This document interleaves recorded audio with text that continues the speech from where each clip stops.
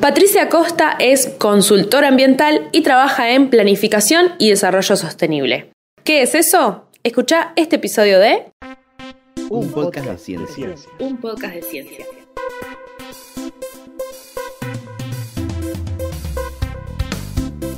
Hola, gracias por escuchar un podcast de ciencia. Yo soy Soledad Machado, soy comunicadora científica y te hablo desde Montevideo, Uruguay.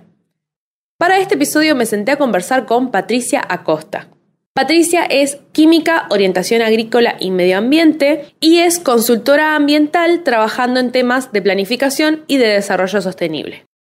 Fue integrante de Química Además durante muchos años, así que yo la considero comunicadora científica. Ahí fue que nos conocimos y nos hicimos amigas y hoy tengo la alegría de traerles este episodio que intentamos grabar 2 veces antes de esta y pasaron cosas. Hablamos de su trabajo como química con perfil de medio ambiente, de qué es el desarrollo sostenible, de ecoansiedad y, como siempre, del éxito y del fracaso. Así que sin más, vamos a empezar el episodio. Bueno, Pati, muchas gracias otra vez por sentarte a grabar conmigo. ¿Cómo estás? Bien, muy bien. Bueno, muchas gracias de nuevo. Qué alegría, qué honor poder participar de este podcast que yo escucho los programas y salen siempre cosas muy interesantes. Sí, yo en realidad es esto, es una excusa para sentarme a hablar con gente que conozco de cosas de la vida y en este caso no nos podía faltar mi gurú espiritual, la persona a la cual yo le pregunto cosas. y la verdad tiene que haber más gente que sea tu fan. Entonces, para eso... Es un montón igual esto, Soledad. No. Me niego a aceptar que no fundemos el club de fans de Patricia Acosta. Qué necesidad. Pero bueno, ya estuvimos hablando un poco afuera del aire porque además de conocernos de la facultad, somos amigas hace muchos años, por eso sos una de mis guías espirituales. Pero hay gente que no te conoce, así que vamos a hablar un poco de tus orígenes, de tu trabajo ahora, de las cosas en las que trabajás, y después hablaremos de cosas medio narcos, supongo. Que van a terminar saliendo en la conversación. Como toda conversación de chicas, eventualmente hablamos de decolonizar y cosas anticapitalistas. En algún punto termina saliendo. Como siempre. Pero bueno, para empezar me gustaría que nos cuentes un poco sobre tu carrera, que si bien tiene 20 años, la carrera de químico, más de 20 años, es re poco conocida y la orientación particular que hiciste, agrícola y medio ambiente, también es relativamente desconocida, así que el micrófono es todo tuyo para que nos cuentes un poco sobre qué estudiaste. Bueno, algo como nota de color, cuando empecé facultad, en realidad me había anotado en 3 facultades. En la facultad que era el Centro de Diseño en aquel momento, en Facultad de Química y en Facultad de Ciencias. Creo que esto muestra qué tan poco conocía de la carrera de químico en realidad y que me parecía interesante, pero como muchas otras, ¿no? Que creo que es algo que es muy común que pase cuando estás por arrancar facultad y tenés que tomar como esa gran decisión. Creo que me quedé en Facultad de Química más porque empecé a conocer gente que me copaba y empecé a tener prácticos que eran interesantes y eventualmente a Ciencias nunca llegué a ir, pero al Centro de Diseño sí. Y si seguía yendo a las 2 iba a perder el semestre en Química por faltas y en aquel momento en el Centro de Diseño tenías que hacer como un curso antes para ver luego si entrabas, entonces era como incierto que quedara o no y como que nada, la vida y decisión del momento. Pero al final creo que terminé eligiendo bien y después creo que esta charla nos va a llegar a dar igual que las cosas en algún punto se terminan conectando. Es que yo estaba pensando eso, sí. que al final terminás metiendo un poco de todo y mechando. Sí. Todo aquello que te interesó alguna vez no fue casualidad. Exacto. Y la vida te lo va mostrando. Pero bueno, cuestión que empecé la carrera de químico. No tenía mucha idea de la orientación todavía. La orientación se elige como a partir del 3er año. Uh-huh. Y en realidad la carrera de químico tiene como orientaciones calidad, materiales y esta que fue la que finalmente elegí, que es agrícola y medio ambiente. Y bueno, la orientación de calidad tiene como una aplicación más en la industria, si se quiere, y asociada a las normas de calidad y a procesos más que se dan en los laboratorios mismos. Entonces había como el fuerte de químicos que elegían una orientación iba por ese lado. Materiales estaba más asociado a la investigación y los pocos que conocí, que eran tal vez menos incluso que los agrícolas y ambientales, terminaban trabajando en facultad. Sí. Pero bueno, después habíamos un grupito acá que estábamos más interesados por estos temas de ambiente o de lo que tenía que ver con lo agrícola. Y bueno, nada, agarré por ahí. Un poco en esos últimos años, bueno, no en los últimos porque fue como desde el principio, pero tengo recuerdo más como en esa época porque tal vez yo arranqué en Química Además, que fue el proyecto en el que nos conocimos estando no sé si en primero participaba alguna vez, pero como los años fuertes fueron los siguientes. Y bueno, como que nada, empecé con esto también de es un rol que en otras conversaciones lo hemos nombrado, que a mí me pasa que suelo caer y que sé que a vos también, de esto de estar traduciendo, ¿no? Que el rol en Química Además tenía que ver con mostrar que la ciencia era divertida y trabajábamos con niños y con liceales y por todo el país, y era tratar de llevar ese conocimiento científico a lo cotidiano y a lo simple y a lo que fuera interesante y divertido, pero a la vez fácil de entender. Y bueno, y me di cuenta que eso es algo que después terminé aplicando en lo profesional, pero que claramente venía ya de esa época de estudiante. Y bueno, y la carrera a mí me resultó como súper interesante. También me empecé a dar cuenta ya sobre el final y con estas materias más específicas, que sí me interesaban los temas, pero que no me veía en un laboratorio. Y eso fue como una primera crisis vocacional. Porque estaba estudiando química y tenía muchas materias con muchas horas de laboratorio y todos los semestres y aquello de la túnica y los lentes y todas las cosas que sucedían en las prácticas y se estaba haciendo como re parte de mi identidad y a la vez yo decía, yo no puedo hacer 8 horas de esto todos los días. Y como que en un momento dije, pero habré elegido mal, ¿no? ¿Será que no era por acá? Y creo que en ese sentido Química Además me dio como un poco de esperanza, de decir, hay científicos haciendo otras cosas. Y a la vez cuando me puse a buscar trabajo fuera de facultad, la opción que surgió tenía que ver más con la gestión, ¿no? Era para trabajar en un proyecto, en una institución pública, y bueno, que siguió hasta el día de hoy en realidad. Y bueno, y eso, y tenía que ver más con la gestión y la planificación y las acciones que se toman para prevenir situaciones que estaban siendo, que se estaban dando, que tenían que ver con lo ambiental. Y fue como que dije, bueno, todo este conocimiento y este saber, esta base que te da la ciencia y entender las dinámicas de la naturaleza y todo este conocimiento del mundo vivo que te da lo científico, aplicado al hacer. No por la generación del conocimiento en sí, sino qué decisiones se toman a partir de ese conocimiento. Claro. Esto me retrotrae, capaz que vos no le prestaste tanta atención como yo, y yo tiendo a no observar el bosque por los árboles. ¿Te acordás de la biblioteca vieja? Sí, me la acuerdo. Que estaba Carlos, el bibliotecario, sí, claro. Y atrás de Carlos había un póster con una persona buceando, un buzo, un nebuce, que decía, no todos los químicos usan túnica. Ay, no te puedo creer. Pensé, qué imagen. Hay que ir a preguntarle a Carlos. Era tipo de la American Chemical Society o algo así. Y cuando te he escuchado hablar, claro, me retrotrajo así a estar parada en biblioteca y ver ese cartel. Y yo no veía el resto de la biblioteca, veía ese cartel.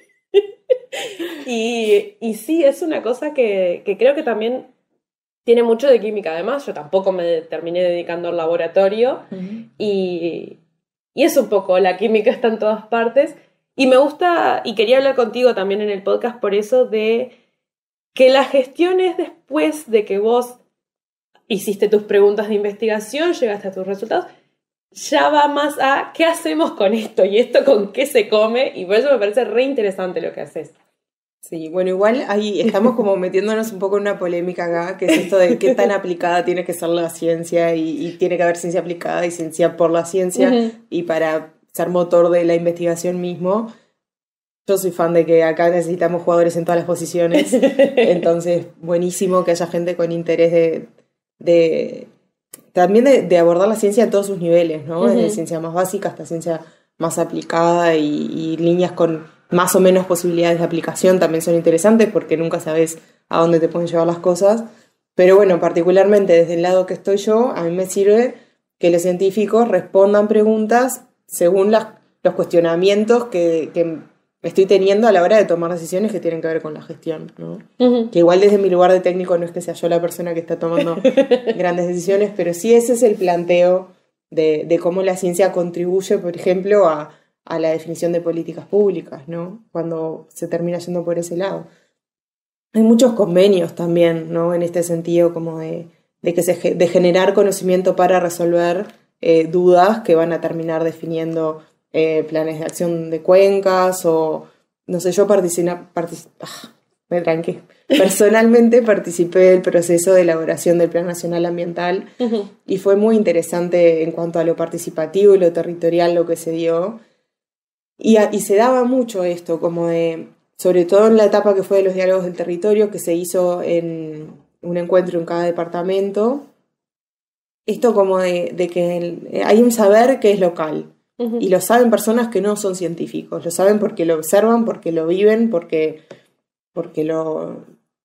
es un conocimiento que no es generado mediante el método científico, pero no es menos válido por eso. Sé que acá hay un conflicto en lo que estoy diciendo, pero síganme, que vamos a llegar a algo interesante, ¿no?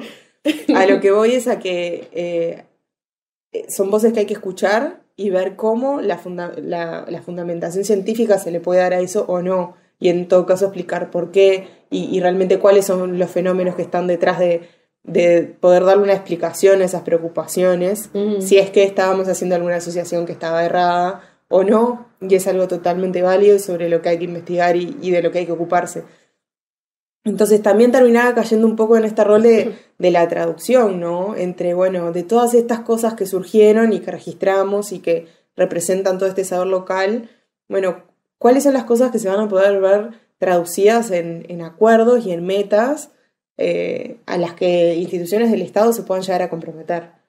Entonces para mí fue una experiencia tremenda, como súper enriquecedora y me parecen como súper interesantes estos roles de bisagra entre las cosas, ¿no?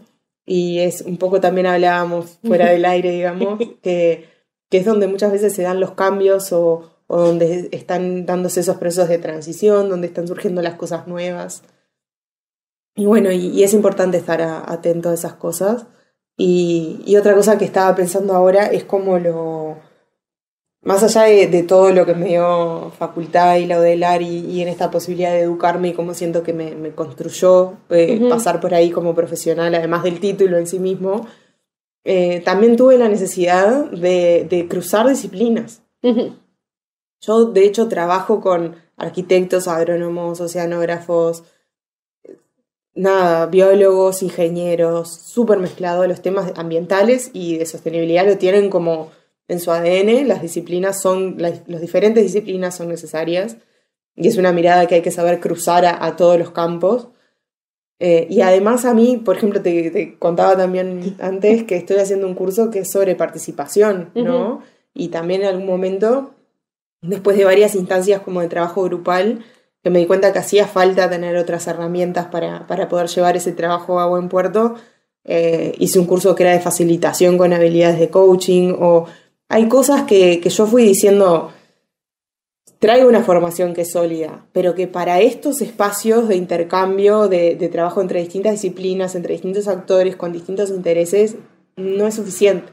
Claro. Y es parte como de también cómo vas construyendo tu perfil profesional luego de que alcanzas el grado, cuando salís de facultad. Porque claramente no todos los químicos agrícola y medio ambiente agarraron por este camino. Vos decís que no todos hacen articulaciones, territorio, con una perspectiva de medio ambiente. No, yo creo que no. Me imagino que no. Pero bueno, eso, ¿no? Como que también esta posibilidad de que si hay alguien estudiante escuchando diciendo no estoy segura de qué va a pasar después de que me reciba, como que siempre está en vos el perfil que le quieras dar y que las aplicaciones son infinitas y que los cruces entre disciplinas son infinitos y que como quieras fortalecerte y complementar tu saber, también define tu perfil como profesional en ese sentido. Y surgen cosas que nunca te esperabas, que ibas a terminar diciendo, esto es lo que está haciendo falta acá, ¿no? Y bueno, es súper interesante también ver eso. A mí me es muy interesante. Y también conocer personas que están en otros cruces y en algo se tocan contigo y aprendes de cómo encontraron la vuelta también para integrar herramientas que hacían falta. Y para mí particularmente siempre sirve el cruce de saberes, yo creo, pero los temas ambientales necesitan de ese abordaje y bueno, y está bueno poder promoverlo o lograr que se dé o generar los espacios donde se dan esos intercambios.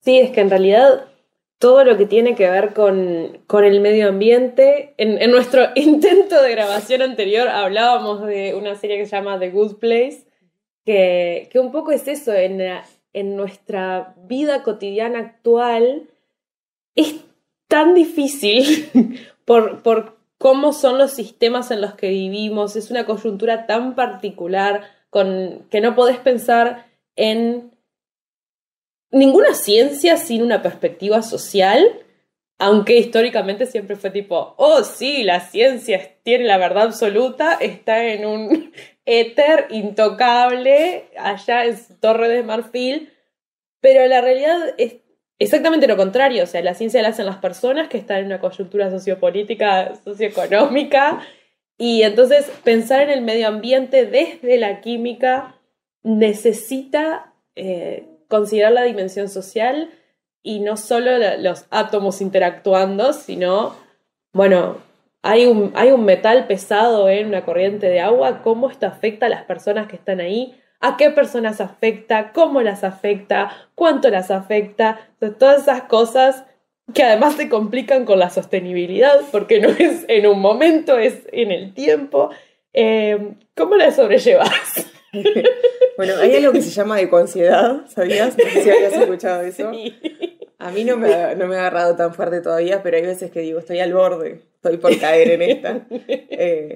Nada, por traer, ya que traje el concepto lo voy a explicar un poco. Es como cuando te empieza a generar realmente, o sea, a nivel, no sé, he leído algún artículo y sobre todo parece que en las generaciones más jóvenes está empezando a pasar como todas las incertidumbres que hay asociadas y los miedos que genera eso y las preocupaciones a qué va a pasar en el futuro, ¿no? O sea, qué viene a partir de esta crisis climática que se está dando, donde hemos llegado a puntos donde los científicos dicen ya ni siquiera sé prever el cambio que va a venir, porque claro, a partir de que se rompe un equilibrio en la naturaleza es como que no le perdemos como el rumbo, dado que estos sistemas son tan complejos, interconectados, de qué otros equilibrios se rompen a partir de esto. Entonces, estamos en esa situación. No lo digo en un sentido de mundo distópico, sino de realidad. Esto está sucediendo, es parte de lo que hay que resolver. Y está bueno que sepamos que también a veces caemos un poco en una postura de ay, pero Uruguay es chiquitito, nuestro aporte es mínimo, bueno, pero calculalo per cápita y la cosa cambia, claro, ¿no? O a veces, bueno, tal vez nuestro rol no es cambiar los números de una gran forma, sino ser ejemplo de, o mostrar que algunos modelos se pueden y son escalables y replicables. Hay que ver qué rol jugamos, ¿no? Pero ninguno de esos roles es lo que hacemos no importa. Y eso me parece que es algo que está bueno tenerlo presente. Y también capaz que está bueno traer en sí mismo el concepto de desarrollo sostenible, que es algo que a veces no tenemos tan claro, porque escuchamos hablar, hay muchas palabras en la vuelta, y es muy difícil saber qué significa qué, ¿no? Lo natural, lo eco, lo verde, la sostenibilidad, lo ambiental, cómo se diferencia también la sostenibilidad de lo ambiental. Sí, con Patti grabamos para el otro podcast todo un tema, todo un episodio sobre greenwashing, o como lo rebautizamos, gatoverding. Sí. Y pueden ir a convencerse de que esta mujer es cra. Pero además... No sé, pero los cachetes los tengo colorados. Está bueno, yo también es esto. O sea, mi rol es darle para adelante a la gente que es cra. Pero sí es un tema re complejo porque además de que estamos de nuevo en esta situación de crisis climática, de que nuestras sociedades se basan en sistemas que se basan en la explotación de los recursos y de las personas, y además de eso estamos en un sistema capitalista que busca vender.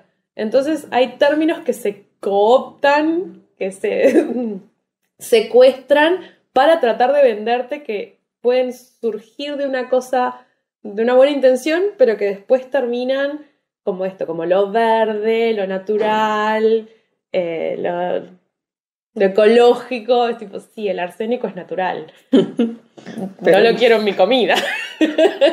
Tal cual. Y en realidad como que un poco el antídoto contra eso es ser muy claro de qué estamos hablando. ¿Qué aspecto de sostenibilidad es al que estamos haciendo referencia? Entonces capaz que, no sé, hay productos, por ejemplo, que tienen un empaque que se entiende, hay que explicar por qué características que tiene, más sostenible que otro. Pero tal vez el material del que está hecho es el mismo que otro que viene empacado en un empaque menos sostenible. Digo, hay que ver si estamos hablando de dónde viene, de cómo está hecho, de qué material está hecho, de qué uso de los recursos vas a necesitar durante su uso, de cómo lo vas a poder gestionar después. Creo que el tema es como ser muy claros y como consumidores también empezar a estar como mucho más atentos a esas diferencias. Y algo como que da trabajo porque nuestro cerebro tiende a querer tomar las menos decisiones posibles, pero es así. Hay que informarse y hay que preguntar y hay que intentar averiguar, y como que de eso un poco nos zafamos. Pero bueno, esto lo desarrollamos más en aquel capítulo de Gato Verdín que pueden ir a buscar. En realidad ahora venía pensando en esto sobre todo por el lado de qué es el desarrollo sostenible, que surge como, bueno, de convenciones de Naciones Unidas, que en algún momento lo definieron y dijeron, bueno, tenemos como estas 3 dimensiones de lo económico, lo social y lo ambiental, y cómo se integran y cómo se cruzan. Entonces, cuando hablamos de sostenibilidad estamos teniendo en cuenta esas otras dimensiones además de lo ambiental. Bien. Y algo interesante es que la definición de sostenibilidad apareció en un informe que se llama Brundtland, y el informe Brundtland, que todos lo nombramos como en el mundo de la sostenibilidad, todos lo tenemos muy presente, como suele pasar en la ciencia también, pasan las mujeres desapercibidas al nombrar los apellidos, y Brundtland fue una mujer. Mirá. Fue la primera ministra de Noruega por aquellos años. Y bueno, me parece un dato interesante para traer también, porque refleja también un histórico común en el mundo científico. Pero bueno, la definición que escuchamos más de que es aquello de... ahora, se me fueron las palabras, se me entregaron, pero tiene que ver con hacer un uso de los recursos hoy que permita que las futuras generaciones también los puedan seguir utilizando. Es más completa que esa la definición, pero eso es como el corazón de la cosa. Y bueno, y después a partir de eso se empiezan a desarrollar otras teorías en el tiempo, ¿no? Y hoy estamos ya llegando a puntos donde hablamos de decrecimiento, donde tal vez haya que pensar en que no siempre se puede estar creciendo económicamente. Y bueno, y hay que ver qué entendemos por crecimiento entonces, y quiénes deberían de crecer y quiénes todavía necesitan crecer un poco más. Ahí recién hace pocos años que estamos escuchando hablar en las convenciones internacionales y de Naciones Unidas de que hay como cierta distribución diferente de responsabilidades según los niveles de consumo y cuánto están emitiendo al ambiente en emisiones de CO2 y en contaminaciones de otro tipo en distintos países, ¿no? Y estamos empezando a ver que distintos modos de vida son más o menos sostenibles, que muchas veces países que tienen buenos indicadores de sostenibilidad es también porque son países muy pobres, y entonces como hay menor consumo hay menos emisiones también, o como hay menor consumo hay menos generación de residuos, y esas cosas está bueno tenerlas presentes porque a veces no suelen ser indicadores los de sostenibilidad que puedas mirar como solos y hacer como un juicio respecto a si eso es algo bueno o malo en realidad. Sí, sería cuestionable que pudieras tener un número o 10 números que puedas comparar todos los países del mundo y todas las situaciones del mundo en un tema complejo como es la sostenibilidad. Tal cual, muestra mismo la complejidad del tema. Y bueno, lo digo como para tenerlo presente nada más, porque a veces se hacen reportes donde dicen, bueno, tantos países están por debajo del límite que se entiende que a partir de eso sería una situación de más riesgo. Y bueno, y hay que ver por qué están debajo también, ¿no? Entonces, es como que yo entiendo, y esto es como una preocupación mía y parte de lo que espero poder ir orientando mi trabajo hacia ahí con el tiempo, es como a pensar qué es una forma de vida sostenible hoy. Hoy, hablando un poco, lo comentábamos antes también, pero siendo la cantidad de personas que somos en el planeta, con las proyecciones que hay y con el desarrollo tecnológico actual, en todo lo que tiene que ver con lo científico y todo el desarrollo del mundo bio que está siendo brutal, y también con la inteligencia artificial y todas estas cuestiones interactuando, y también con, esto lo estoy hablando como persona que vive en Uruguay y que tiene, bueno, ciertos privilegios desde lo económico y que vienen de esta posibilidad de haber estudiado y de tener el trabajo que tengo, pero con ciertas comodidades también. Y bueno, ¿y a qué estamos dispuestos a renunciar? ¿O qué estamos dispuestos a cuestionarnos? ¿O cuánto tiempo estamos dispuestos a dedicar a tomar otras decisiones o a vivir otra manera en pos de que sea sostenible? No hay respuestas. No hay Yo pensé que hoy nos ibas a dar la respuesta correcta de cómo vivir de manera sostenible. Hay un montón para hacer, sin duda. Un montón de cosas que nos podemos cuestionar y cambiar en nuestro cotidiano. Pero bueno, hoy traías esta serie de The Good Place y hablábamos de eso, ¿no? Como vos decís, bueno, yo quiero tomar una mejor decisión y me quiero comprar el cepillo de dientes de bambú en vez del de plástico. ¿Pero de dónde vino? ¿Quién lo hizo? Porque si cruzó el planeta y la persona que participó de su elaboración no tenía condiciones de trabajo dignas, bueno, no podemos estar hablando de sostenibilidad, porque estamos hablando de una huella de carbono demencial y estamos hablando de que la dimensión social del desarrollo sostenible realmente no se está cumpliendo. Entonces, están como todas estas evaluaciones de bueno, ¿dónde pongo el foco? ¿No? Y qué es lo que yo quiero empezar a hacer distinto. A mí me gustaría, y es algo que yo me he propuesto alguna vez, como que todos dijéramos, yo me enfoco en esto. ¿No? Me parece que estaríamos haciendo muchísimo más de lo que estamos haciendo ahora, que me parece que hay un poco de parálisis por análisis, a veces incluso en las personas que están preocupadas y dispuestas a cuestionarse cosas, es difícil saber para dónde arrancar. Pero, por ejemplo, yo hice muchos cambios cuando me mudé sola y dije, no quiero más plásticos. Y no pude sacar los plásticos de mi vida 100%. También me amigué con el plástico que se quedó, porque cumplía su función y resultó ser un material bastante noble para muchos usos.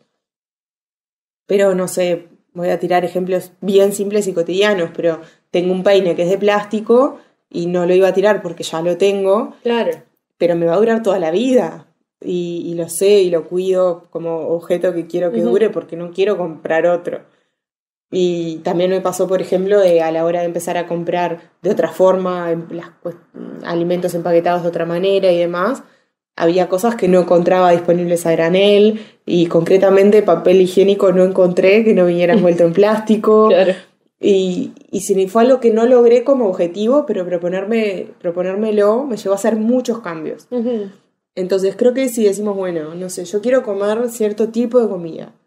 Bueno, no voy a cambiar 100% mi dieta en función a eso. O sí, ojalá puedas, pero si no, igual te acercaste en un 70% a la meta. O si digo, bueno, quiero que mi ropa yo sepa de dónde viene y en qué condiciones trabajaron las personas que la elaboraron. Bueno, seguro que 100% del ropero no va a ser, pero vas a lograr un buen cambio en ese sentido.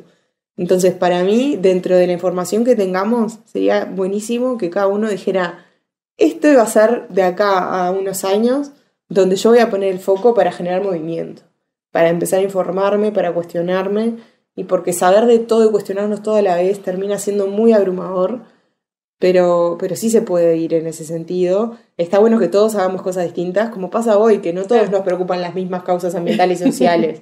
Hay gente que pone su corazón en una y se dedica a esa. Bueno, esto es como un poco lo mismo. Necesitamos gente haciendo todas las cosas y sabiendo de todas las cosas y diseñando esta transición, que tal vez yo como desde lo profesional y en mi trabajo, hoy sigo trabajando en esta institución pública y también empecé a trabajar con empresas en talleres y capacitaciones hace unos años y también están todas estas cuestionamientos, intenciones y están dedicando tiempo, recursos y dinero a reconvertirse, a buscar de qué forma pueden gestionar los impactos que no pueden evitar tener y a tratar de evitar los que sí pueden evitar, y está habiendo todo un cambio en ese sentido. Pero bueno, eso ya es como a nivel de empresas, a nivel de instituciones, también está lo que podemos hacer cada uno y realmente empezar a pensar qué mundo nos imaginamos, ¿no? Acá en Uruguay tenemos muy fresco ahora el tema del agua, lo que fue la crisis hídrica. Y bueno, y es como que en Uruguay siempre tuvimos esta noción de que el agua era algo dado. Bueno, ¿qué pasa si no? Y esto nos puso eso enfrente, ¿no? Y tal vez estas condiciones ambientales y disponibilidad de recursos que damos como por un hecho no van a ser así mañana si no tomamos otras medidas a tiempo. Entonces hay como que empezar a pensar en eso antes de que pase, ¿no? Para tener chance de resolverlo también. Así. Y ahora otra pregunta que obviamente vas a tener la respuesta y va a ser una respuesta categórica y muy corta y muy simple. Que me puedes mandar a freír churros también, esa puede ser la respuesta. ¿Te parece que es posible un desarrollo sostenible que contemple temas de accesibilidad, o es más bien primero tenemos que resolver los temas de accesibilidad y los otros se resuelven después, o es una cosa o es la otra? Porque claro, yo pienso, yo de nuevo igual que vos tengo un montón de privilegios, entonces puedo decir, bueno, yo quiero que mi ropa venga de determinado lado, quiero tener determinado tipo de consumo, comer ciertas cosas, no comer ciertas cosas. Pero hay un montón de personas que por sus situaciones de vida no tienen esa posibilidad. Entonces tienen que comprar el papel higiénico porque no pueden, o necesitan papel higiénico, necesitan un peine, necesitan un cepillo de dientes y no tienen la posibilidad de elegir y de tomar esas acciones. Y por cómo está distribuida nuestra sociedad, son las más. Entonces terminan teniendo un impacto y no pueden tomar las otras decisiones. Entonces, ¿qué hacemos? Y en este caso, además, estoy pensando en particular, y de nuevo, quiero una respuesta simple, categórica y sencilla. Por ejemplo, las pajitas de plástico. Ahora se prohibieron las pajitas de plástico. Pero las pajitas de plástico no son el principal problema de la contaminación de plástico, y al sacarlas y al prohibirlas y a generar un estigma de usarlas, le está sacando la posibilidad a personas que, por ejemplo, tienen que tomar con pajita porque tienen problemas de deglución, porque necesitan un contenedor estéril, por un montón de razones. Entonces le está sacando acceso a esas personas en pos de deshacernos de los plásticos de un solo uso. ¿Qué hacemos con eso? Bueno, primero me surgió algo al escucharte, después entramos y hacemos acordar, se me olvidó el tema de las pajitas porque es importante, es algo como muy simbólico también.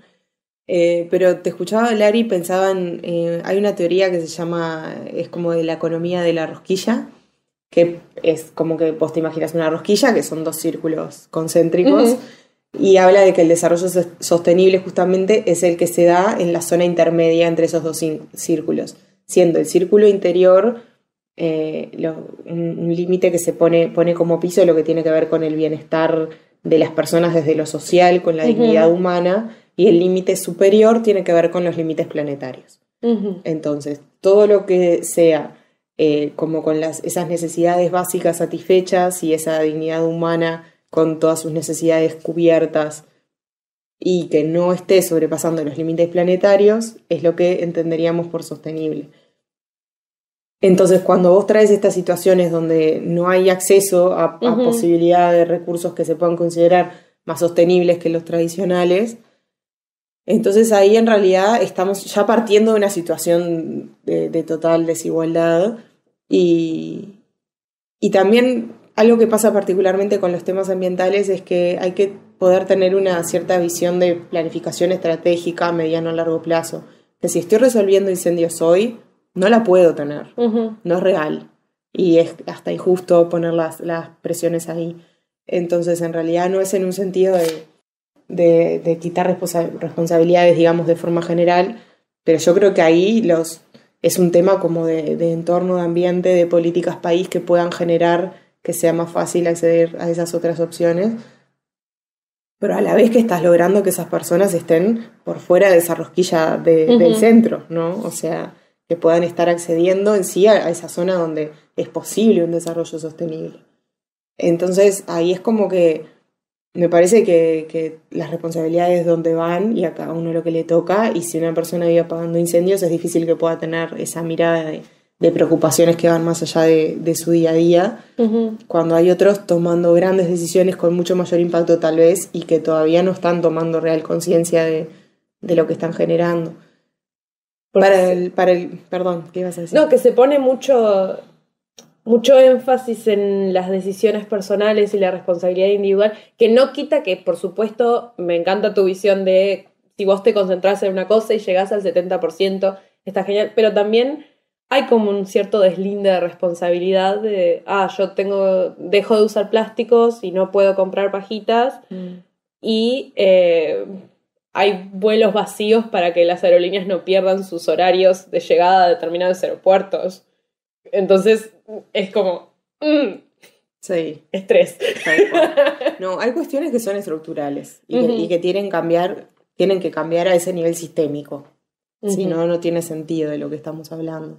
Entonces yo creo que para mí es importante el trabajo personal en esto y como esa toma de conciencia personal para ejercer una ciudadanía más activa y para ser quienes estemos presionando a quienes están en esos lugares de decisión donde sí pueden darse estos cambios a nivel sistémico. Destruir el capitalismo, no el planeta. Por él. Que algo muy interesante en ese sentido es que de por sí, este crecimiento económico infinito que plantean los modelos económicos que bajo los que vivimos en realidad, se está encontrando con los límites de lo material. No hay recursos infinitos. Entonces llega un punto en el que no hay otra que hablar de otras posibilidades, porque es esta cuestión que se construyó en el imaginario colectivo, como mucho de lo humano que vive en ese lugar, así como las instituciones y las organizaciones sociales, y todo eso es parte como de nuestra capacidad de tener creencias y de imaginar cosas. Este modelo económico que nos creamos no sirve a los fines de vivir en equilibrio con la naturaleza, entonces no hay posibilidad, porque no es de realidad estar diciendo eso, como no es de realidad hoy estar negando el cambio climático cuando hay evidencia científica más que suficiente. Entonces, bueno, ahí hay como un replanteo que hacer, y cuando hablo de lo que podemos hacer a nivel personal es para, en ese camino, informarnos más y ser más activos y tener mejor conocimiento de cuáles son las decisiones que hay que tomar y dónde son los espacios en los que tenemos que intentar hacer que nuestra voz se escuche.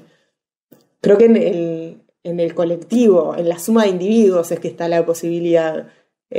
Por eso es importante que cada uno haga, pero no por la responsabilidad absoluta que tiene cada uno, ¿no? Claro.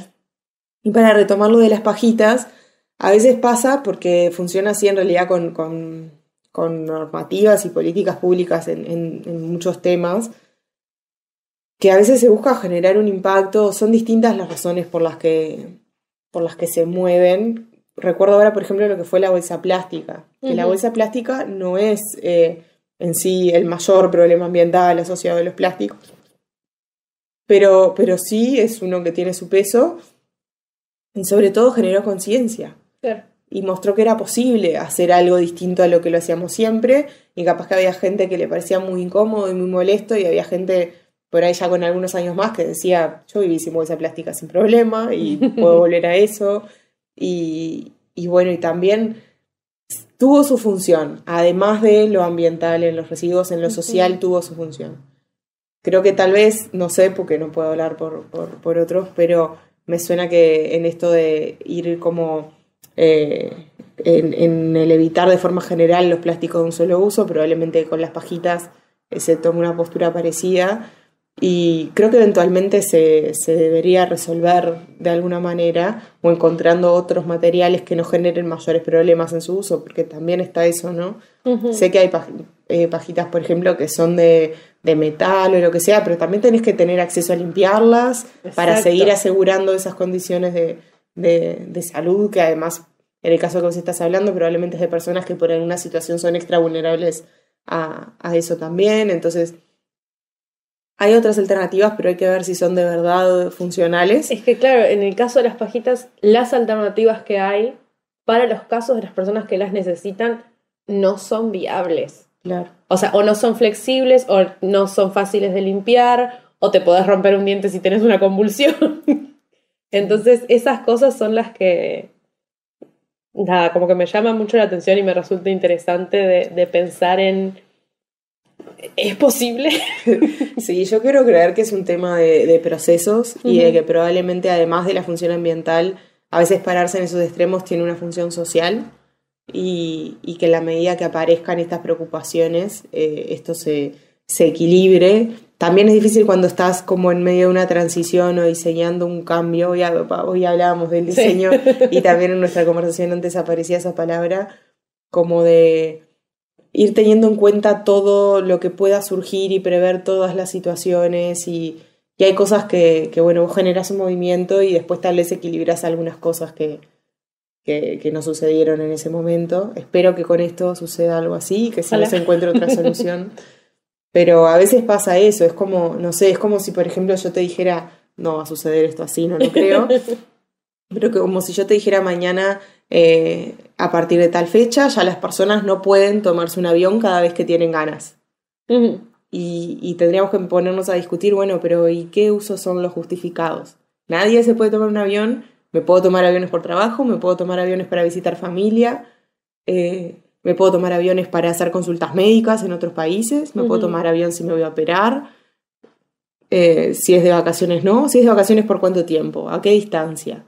Y bueno, es parte de este nuevo mundo que hay que diseñar, no esto en concreto tal vez, pero a veces los extremos generan movimientos, pero claramente no son lo ideal ni lo más funcional a la vida y al hacer, pero que sí, que no. Y eso es parte de otras discusiones que hay que dar después, ¿no? Claro, porque, por ejemplo, en ese caso empezás a decir, bueno, ¿y qué se considera una justificación y para quién también? Porque cuando estabas hablando de esto, me acordaba de cuando estábamos en la pandemia, que ahí nadie se podía tomar aviones, salvo algunos casos puntuales, pero hubo gente que siguió viajando en avión porque tenía acceso, entonces es como, no sé, me parece que no se puede realmente tener un desarrollo sostenible si no solucionamos el temita del capitalismo antes.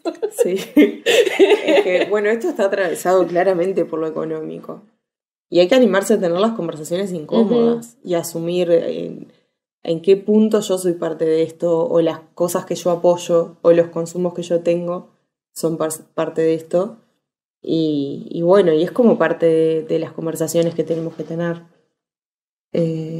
Creo que nada de esto, o sea, si algo tiene como en su naturaleza es que son problemas complejos y necesitan de soluciones a la altura, ¿no?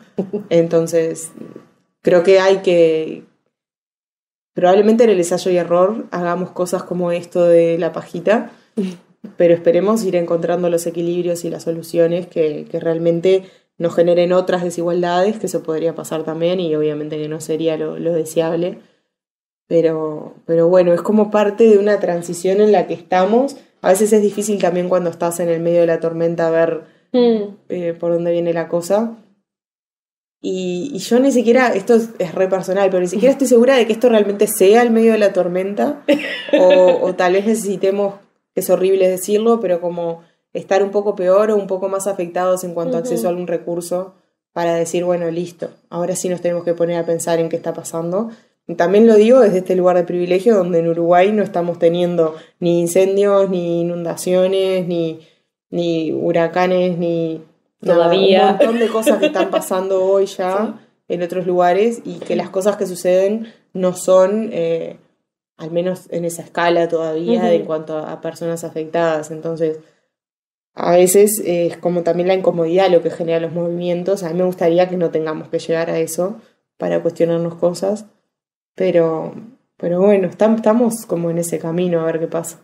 Sí, y esto como para hacer un pequeño círculo, también lleva que justamente esta mirada multidisciplinaria y de muchas experiencias y desde muchas ciencias y desde muchas disciplinas en territorio y considerando las comunidades es como, nada, la manera que tiene más pinta de que nos va a sacar de estos problemas.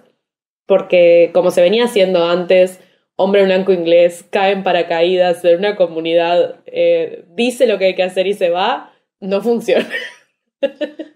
Bueno, eso ya lo estamos, o sea, eso ya me parece que es algo que tenemos todos bastante asumido, espero, si no, que lo sumamos pronto. Pero suele pasar mucho cuando en temas mismos de sostenibilidad y ambientales se traen como ideas o modelos a aplicar de otros países. Y en ese país era el ideal y funcionó, claro, y hay buenos resultados. Pero después caes en un contexto totalmente diferente, como vos decías, otra cultura, otra sociedad, otros intereses, otra historia, y no funciona. Y bueno, es porque las soluciones son sitio-específicas, digamos, claro, y necesitamos que estén adaptadas o construidas o creadas donde están los problemas que necesitan resolver. También esto del ambiental y lo climático tiene esta dimensión de lo global, ¿no? Y hay cosas a las que nosotros podemos aportar o que nos podemos cuestionar, pero que no las resolvemos solos, no podemos, no funciona así. Hay cosas que sí. Y bueno, y ahí tal vez es donde podemos empezar a trabajar, que sea como una especie de ola expansiva y que pueda llegar a otros lugares, pero creo que en ese sentido vuelve un poco a esta idea de no caer en la parálisis por análisis, ni en que es tanto lo que está por fuera de nuestras manos, que entonces no hacemos nada. El nihilismo. Porque sí hay para hacer, y sí hay soluciones y respuestas en los saberes locales, y sí hay cosas que podemos construir juntos, y que se están haciendo, de hecho, que se viene trabajando.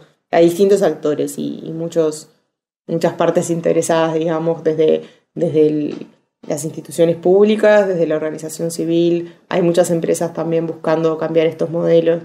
Hay gente haciendo cosas. Creo que necesitan ser suficientes, necesitan empezar a tener buenos resultados con las cosas que intentan, y bueno, que esto empiece a agarrar como fuerza y dimensión. Que si nos lo ponemos a pensar en términos históricos, en Uruguay, cuando yo empecé a trabajar en estos temas hace 10 años, no se hablaba como se habla hoy de estos temas. Y no estaba el conocimiento que hay hoy generado, y tampoco las políticas. En Uruguay particularmente, la cantidad de instrumentos de planificación a nivel de planes y políticas y cuestiones nacionales y más sectoriales también y locales también, hay como distintos cortes según sobre qué queremos trabajar. En los últimos 10 años se han aprobado muchísimos y estamos como en proceso de que se empiezan a implementar o se empiezan a ver los resultados de muchos de ellos. Y bueno, y eso es como un proceso interesante también, porque tal vez antes habían algunas, pero no las que hay hoy, y no se estaba trabajando con la fuerza que se está trabajando hoy en eso tampoco.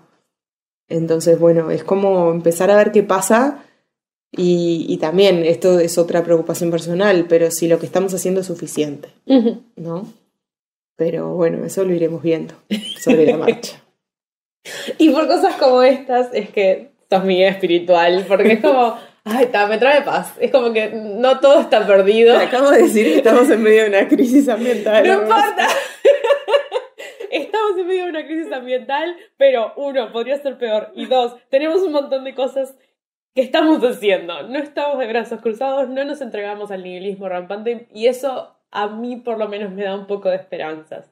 De que hay gente que está preocupada y que tiene las herramientas para resolver cosas, porque si me encajan a mí, yo hago un podcast. No es menos importante. No, pero ese es mi rol. El mío es de traducir hacia públicos más generales. Cada uno aporta su superpoder acá.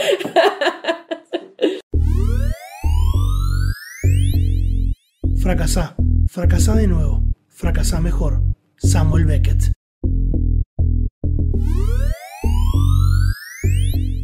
Y con este superpoder de Pat de calmar mis ansias, ya hace un rato que venimos conversando y yo seguiría conversando mucho rato más, pero llegó el momento de pasar a la única y mejor sección de este podcast, que es una exploración sobre el éxito y el fracaso que empecé en 2018, cuando era joven y no me podía recibir y todo estaba perdido. y me sentía bastante fracasada. Y ahí empecé a hablar con otras personas que yo consideraba súper exitosas, y empezamos a construir esta idea de que en realidad el fracaso son las piezas o los escalones en los que se construye el éxito. Si nunca fracasaste, algo hiciste mal. Entonces, me gustaría que compartas alguna historia de una cosa que en su momento viviste como un fracaso, una metida de pata, un problemón, y que terminó en, bueno, no fue tan grave, o incluso puede haber terminado en un aprendizaje, en no hice esto, terminé haciendo esto otro, como para explorar un poco el fracaso, no como, ay, qué fracaso, es un fracasado, sino como, es parte de la vida. Bueno, la estoy pensando un poco. No se me ocurre como una situación puntual, pero sí he vivido como muchas chiquitas de esto que te voy a contar ahora. Es como que me ha pasado de trabajar a veces en temas, de estar trabajando fuerte en eso, dejar como todo preparado, diseñado, talleres, temas que eran preocupaciones ambientales, ¿no? Y asuntos a resolver, cosas que para mí era como muy importante que se hicieran, que se encararan en ese momento. Y bueno, después cambios de prioridades, de contexto, decisiones que se toman en los lugares de trabajo y ver que eso quedaba en la nada por un buen rato porque bueno, estábamos a full con esto y explota otra bomba y a full con aquello y como a veces de sentir, y el trabajo del último tiempo y todo esto que nos preocupaba tanto, ¿qué va a pasar? Y sentir como que, realmente fue como para nada, en vano, ¿no? Todo este trabajo y todo este pienso y el no estar abordando esto que hoy tendríamos que estar abordando. Pero me ha pasado y tengo una compañera con la que siempre que descubrimos que esto sucede nos reímos mucho porque decimos al menos somos coherentes en la locura, de que eventualmente si son problemas que sí son de importancia y cosas que sí había que abordar, encuentran su camino y cuando los retomamos hay un paso avanzado, como en los programas de cocina cuando te estaban preparando la torta por un lado y de golpe ya está hecha. Eso no sucede solo tan rápido. Me traje esta solución climática preparada desde casa. Claro. No te digo solución, pero bueno. Pero sí me ha pasado mucho eso, como de decir, esto era re importante, estábamos a full, lo estábamos haciendo. Cambio de contexto, cambios de personas trabajando en los temas, cambio de decisiones a niveles más altos. Y cosas que pensábamos que eran urgentes y necesarias terminan quedando al menos por un tiempo en un segundo plano. Y después cuando vuelven a aparecer esas posibilidades y volvemos como a retomar eso y a decir, bueno, esto lo pensamos aplicar para este tema, pero todo este trabajo avanzado nos sirve para encarar este otro que está, sí, ahora para resolver. Es como que, bueno, qué bueno haber hecho eso antes, que sirvió de aprendizaje, sirvió de base y hoy nos sirve para poder reaccionar mucho más rápido. Cuando incluso en su momento tuve esa sensación de fracaso, después la vida y las cosas que siguen sucediendo y poder decir, bueno, no fue tan así, las cosas no se dieron como esperaba, no se dieron en los tiempos que a mí me hubiera gustado, pero también mi apuesta viene siendo esa, ¿no? O sea, capaz que hay otros espacios donde los resultados son mucho más rápidos y mucho más tangibles, pero bueno, las instituciones públicas no suelen moverse tan rápido y es común que por temas de posibilidades de dedicar recursos y cuestiones de esas o de otros intereses que se juegan más como a nivel de problemas como que a nivel político es más interesante para el país abordar en un momento o en otro, pasan esas cosas y hay que aprender como a lidiar un poco con esa frustración de que las cosas no pasan con la urgencia que yo a veces siento o de la forma que me parecía que podrían haber pasado. También en las empresas a veces pasa un poco eso también, puede estar como toda la buena intención y todas las necesidades de generar cambios y la idea y cierta dedicación de recursos y demás, que sucede otra cosa y esto pasa a segundo plano por un tiempo y bueno, y después retoman aquello que habían empezado a pensar, pasa. Creo que lo importante es como que no olvidarte de que en algún momento lo pensaste, de que fue importante y encontrarle la vuelta, porque capaz que si lo miro en un panorama de un año es un fracaso, pero lo miro en un plazo de 5 años y no, porque sirvió para avanzar y sirvió para retomar y fue motor de otras cosas que surgieron ahí y bueno, como que hay que confiar más en los procesos. Ese fue como mi aprendizaje después de esas pequeñas frustraciones que se fueron dando y además que en el momento me parece mucho tiempo, pero también un par de años se pasan volando, entonces bueno, tal vez algo hace que saques el foco de donde lo tenías, pero si realmente era lo que había que resolver va a volver y te va a agarrar preparado y es buenísimo. Entonces eso, confiar que sobre todo esto de los temas ambientales y sostenibilidad son transiciones, no es que tengamos claro a dónde llegar, ya hablamos de eso, y tampoco de cómo se llega. Claro. Entonces, bueno, hay que confiar ahí un poco. Y ahora para cerrar, y así más arriba todavía, la otra cara de esto, que sería el éxito. Y acá me gustaría que nos cuentes o bien alguna historia de éxito que te sentiste realizada, el mamá llegué, o cómo te imaginás que sería eso, qué forma tendría. Bueno, creo que en lo profesional mi momento mamá llegué fue cuando se aprobó el Plan Nacional Ambiental. Que me acuerdo que hicimos un lanzamiento. Hubieron 2 momentos, mamá llegué. El de lanzamiento fue el segundo en realidad, pero fue un proceso que duró como unos 3 años. Y después de los diálogos en el territorio que hablaba antes, hubo una etapa en la COTAMA, que es la Comisión Técnica de Medio Ambiente, que participaron delegados de distintos departamentos que no suelen participar. La COTAMA es una comisión que está conformada por asociaciones de segundo grado. Eso se refiere a que no van las empresas, va la Cámara de Industrias, por ejemplo, o no van las ONG ambientalistas, va la red de ONGs ambientalistas. Es como ese nivel de representación, digamos. Y bueno, y logramos que pudieran participar porque hubo alguien en el equipo que realmente trabajó por eso, representantes de lo que habían sido los encuentros territoriales, y cuando se terminó ese ciclo y se llegó a una versión del plan que se acordó en ese espacio, para mí fue un momento, vamos, llegué salado, fue muy bueno. Y después hubo un lanzamiento que se hizo como un evento con autoridades y demás, y recuerdo que a mí me pidieron como que fuera parte de la presentación que se hizo, y estaban como las autoridades y quienes habían estado coordinando el proceso, y bueno, personas que habían tenido como mucha responsabilidad en todo esto, y me invitaron a ser parte porque le había estado dedicando mucho desde mi lugar de técnico a esto también. Y fue como fuerte porque esto fue en el 2019, o sea que ya hace unos 4 años. Y bueno, yo tenía 30 años, mujer, no era como, mi rol realmente había sido como puramente técnico y de trabajo, no estaba ahí como desde un rol como las autoridades o asesores que también habían dedicado mucho tiempo y esfuerzo y visión a este tema, y bueno, y habían cumplido su rol a su escala. Pero como que ese reconocimiento a mi trabajo yo lo sentí como enorme, y decir, con la edad que tengo y mujer en estos espacios, y que realmente, o sea, estos compañeros y estas personas con las que trabajé hayan tenido como esta generosidad y este reconocimiento al trabajo hecho, para mí fue un momento wow. Como que dije, esto está bueno, qué lindo cuando se materializa y se logra como ese reconocimiento y esa sensación de logro de esos procesos que fueron tan grandes y tan largos, que tal vez no es tu motivación para hacerlo, pero qué lindo y cómo alimenta cuando pasa, ¿no? Claro. Así que ese fue como un momento de mamá llegué visible. El otro fue un mamá llegué interno. Fue como que cuando se acordó esa visión, esa versión de plan, yo dije, bueno, esto estuvo, o sea, ahora puedo decir que esto estuvo bueno, ¿no? que lo que queda acá yo me quedo contenta.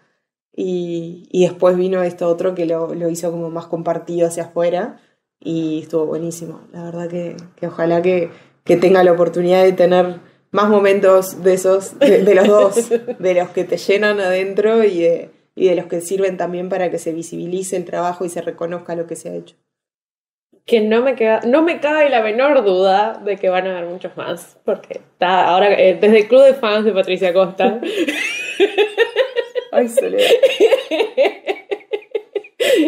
Vamos a estar ahí celebrando, aunque sea yo sola, aunque yo sea solo el club de fans, el presidente, secretaria y tesorera del club de fans de Patricia Costa. No me cabe la menor duda de que van a venir más. Y ahí estaremos para celebrarlos. Bueno, ojalá, me encantaría compartirlos. Muchas gracias por regalarme todo este rato de paz y tranquilidad. Y te seguiré molestando para otros proyectos. Bueno. Esto fue un podcast de ciencia, una producción de Soledad Machado y Magnus para Estudio Robota. Si querés encontrar más episodios, suscribirte o dejar un comentario, lo podés hacer en ivox.com, que se escribe IVOOX, en Spotify, en Apple Podcasts o en los otros lugares donde se consiguen podcasts. Además, puedes encontrar los episodios en el canal de YouTube de Perdidos en el Éter y puedes comunicarte con nosotros por Instagram y Twitter, es @podcastciencia en ambas redes. Si te gustó el episodio, te quedó alguna pregunta para Pats, querés formar parte de su club de fans o aprendiste algo nuevo, déjanos un comentario en iVoox, en Apple Podcasts, en Spreaker, en Stitcher, en todos los lugares en donde se consiguen podcasts, en las redes sociales, etcétera, etcétera, que nos ayuda mucho a que otras personas conozcan este podcast. Como agradecimiento por escuchar hasta el final, en cada episodio les cuento un dato completamente inútil, también conocido como un boludato. El boludato de hoy es una continuación del boludato del episodio 42, así que si no lo has escuchado, no es absolutamente necesario, pero van bien en tándem. Y es que si estás en un cuarto con 75 personas, hay una probabilidad de 99,9% de que al menos 2 personas cumplan años el mismo día. Muchas gracias por escuchar un podcast de ciencia y nos volvemos a encontrar con un nuevo episodio en 2 semanas.